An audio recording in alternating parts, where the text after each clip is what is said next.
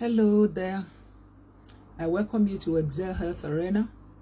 We are still on FGM, female circumcision or female genital mutilation. We were on complications of female genital mutilation, and we talked about the immediate complications. We talked about the long-term complications. Now, the long-term complications, I was talking about uterine rupture. I was talking about obstructed labor because the uterus or the uterine muscles would or the vagina, for obstructed labor, the vaginal tissues are already inelastic, and so vagina will not contract and expand to allow space for the child to come out. The uterus also, in some instances, it would have affected the uterus in there, right from the mouth of the uterus, that's the cervix, which opens into the vagina. And you will just discover that I don't know how we say it in Yoruba. I know what I want to say. So it won't be elastic like that. So for it to expand becomes a problem.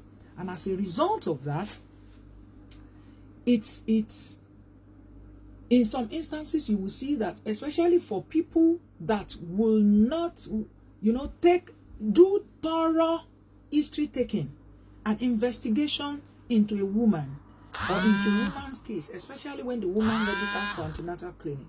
That is, or antenatal care.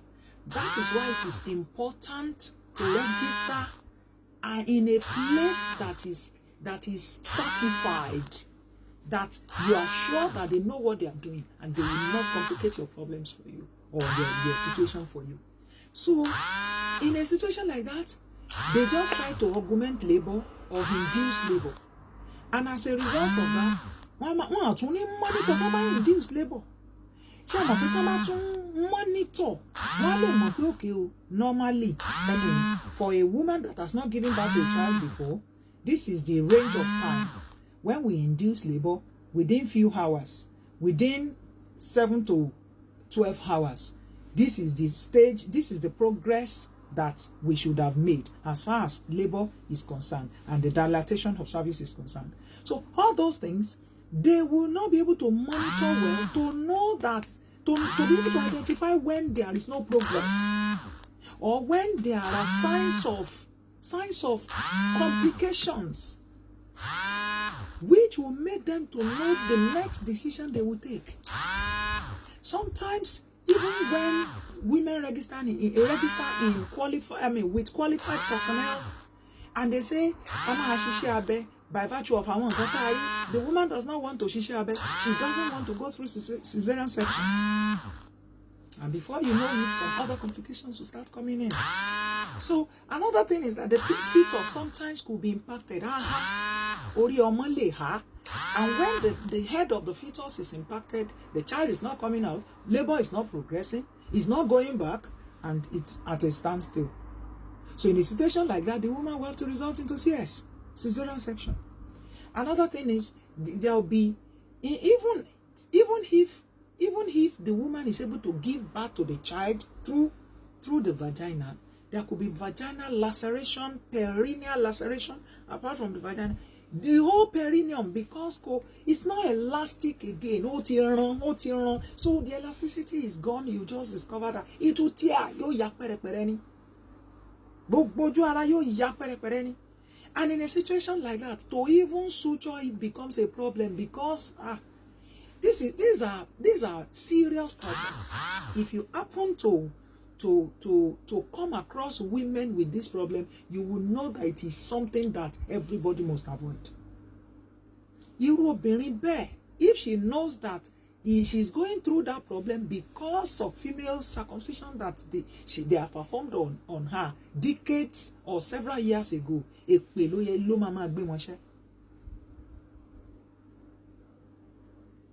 is very, very unfortunate. That is the only reason sometimes why a woman go through cesarean section before she can give birth to a child. It can be as funny as that. There can be serious tear, different degrees of tears. Okay? So these are things that happen. Another thing is that there could be infection, even after delivery, puerperal infection or puerperal infections. You will just discover that infection will begin to surface. The wound will not heal. They are looking at the wound again. Want to go switch up, want to for want antibiotics, low antibiotics, different antibiotics. Just to combat the microbes or the infection that has happened as a result of the tear. That is another wahala. Even sometimes it could lead to puerperal psychosis for a woman, a mental problem that results after delivery. It could result to that. So there are many reasons because the wound itself will delay to heal. There will be delay in wound healing, and it could slough. When it sloughs, it degenerates. It breaks down. Like I said, it breaks down. It could even be at that point that it will break down and eventually now go and affect the bladder and cause a fistula. And when the fistula happens, the woman starts to urinate without knowing. And the whole place is messed up. Every now and then, de pampa sikakiri. And many a times, women that fall in these categories are women that find it difficult to even, bring out money for surgeries. Because in a situation like that, she has to do corrective surgery to make sure that they close the space, they close the hole that is between the vagina and the bladder before she can be able to manage her life. There could be anemia, like I said, psychological complications. So a lot of things can happen as a result of female genital mutilation. Now, how do we end female genital mutilation? In 2012, last 2012, they want to launch, in fact, February 6th of every year, is the International Day of Zero Tolerance for Female Genital Mutilation. What does that mean? International Day, that means it is celebrated all over the world. International Day of Zero Tolerance. That is, the day is meant to create awareness and promote zero tolerance for female genital mutilation. No matter how little, no matter how, how minute it is, we do not want female genital mutilation again. In most countries, female genital mutilation is an offense. If you circumcise a female child, it is an offense. Yet, many people practice it. They still do it up till this moment that I'm talking to you.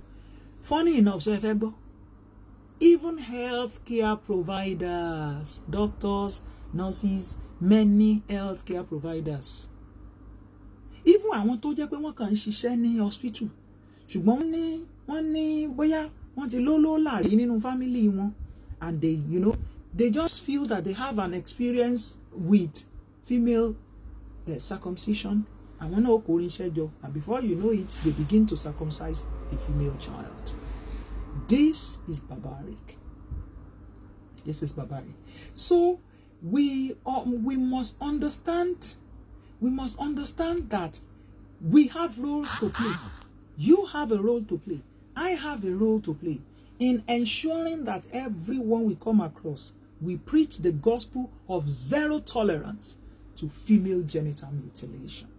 Zero tolerance to female circumcision. Female children do not need circumcision. Apart from the fact that they don't want clitoris to grow big. Okay, why should a female not, enjoy sexual desire or sexual act? Why should it be a taboo for a woman to enjoy sexual act? Why should she be the subject of satisfying a man's sexual act, but she herself